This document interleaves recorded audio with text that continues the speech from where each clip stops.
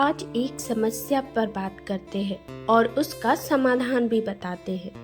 तो एक समस्या बताई है एक आंटी जी ने। बेटा, मेरी बहुएं मेरा कहना नहीं सुनती, जीन्स पहन के घूमती है, सर पर पल्ला यानी चुनरी भी नहीं रखती और मार्केट चली जाती है।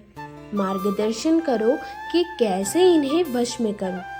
समाधान बताते हैं आंटी जी चरण स्पर्श। पहले एक कहानी सुनते हैं, फिर समस्या का समाधान सुनाते हैं।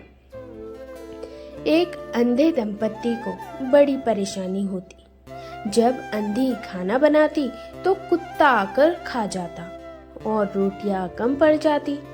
तब अंधे को एक समझदार व्यक्ति ने आइडिया दिया कि तुम डंडा लेकर दरवाजे पर थोड़ी थोड़ी देर में फटकते रहना जब तक अंधी रोटी बनाए।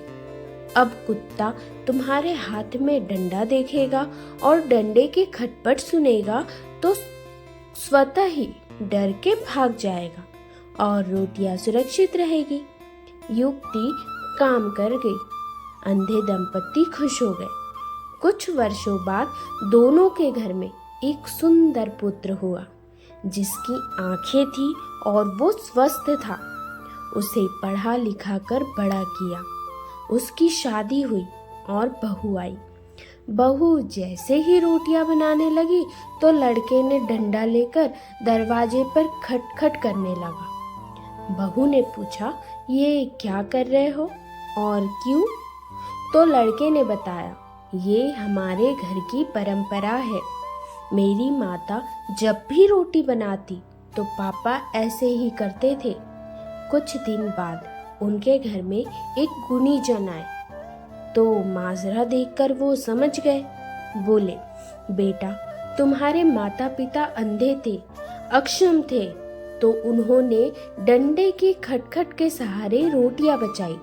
लेकिन तुम और तुम्हारी पत्नी दोनों की आंखें हैं, तुम्हें इस खटखट की जरूरत नहीं। बेटे, परंपराओं के पालन में विवेक को महत्व दो। तो आंटी जी इसी तरह हिंदू स्त्रियों में पर्दा प्रथा मुगल आततियों के कारण आई थी, क्योंकि वो सुंदर स्त्रियों को उठाकर ले जाते थे। इसलिए स्त्रियों को मुंह ढककर रखने की आवश्यकता पड़ती थी। सर पर हमेशा पल्लू होता था। यदि घोड़े के पदचाप की आवाज आए तो मुंह पर पल्ला तुरंत खींच सके।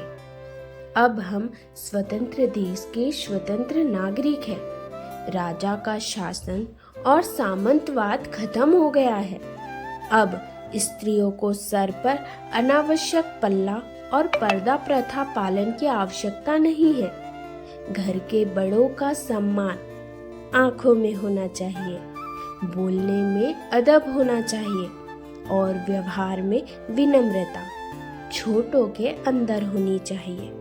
सर पर पल्ला रखे और वृद्धावस्था में सास ससुर को कष्ट दे तो क्या ऐसी बहू ठीक रहेगी? आंटी जी, पहले हम सब लड़कियों से चूल्हे में खाना बनाते थे, लेकिन अब गैस में बनाते हैं। पहले बैलगाड़ी थी और अब लेटेस्ट डीजल पेट्रोल वाली गाड़ियां हैं। टीवी, मोबाइल, लैपटॉप, एसी इत्यादि नई टेक्नोलॉजी उपयोग जब बिना झिझक के कर रहे हैं, तो फिर बहुओं को पुराने जमाने के हिसाब से क्यों रखना चाहती है? नए परिधान यदि सभ्य है, सलवार कुर्ती, जीन्स कुर्ती, तो उसमें किसी को समस्या नहीं होनी चाहिए। जब बेटियां उन्हीं वस्त्रों में स्वीकार्य है, तो फिर बहू के लिए समस्या क्यों?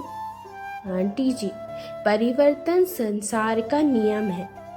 यदि आप अच्छे संस्कार घर में बनाए रखना चाहते हैं, तो उस संस्कार के पीछे का लॉजिक प्यार से बहू बेटी को समझाओ। उन्हें थोड़ी प्राइवेसी दो और खुले दिल से उनका पॉइंट ऑफ व्यू भी समझो। बहू भी तो किसी की बेटी ही है, आपकी बेटी भी तो किसी की बहू है। अतः घर में सुख शांति और आनंदमय वातावरण के लिए जिस तरह आपने मोबाइल जैसी टेक्नोलॉजी को स्वीकार किया है, वैसे ही बहू के नए परिधान को स्वीकार कर लीजिए। बहू को एक माँ की नज़र से बेटी रूप में देखिए और उससे मित्रवत रहिए।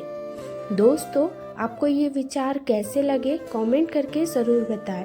अगर आप चैनल पर नए हैं तो चैनल को सब्सक्राइब करना ना भूलें और वीडियो को लाइक और शेयर ज़रूर कीजिए। धन्यवाद।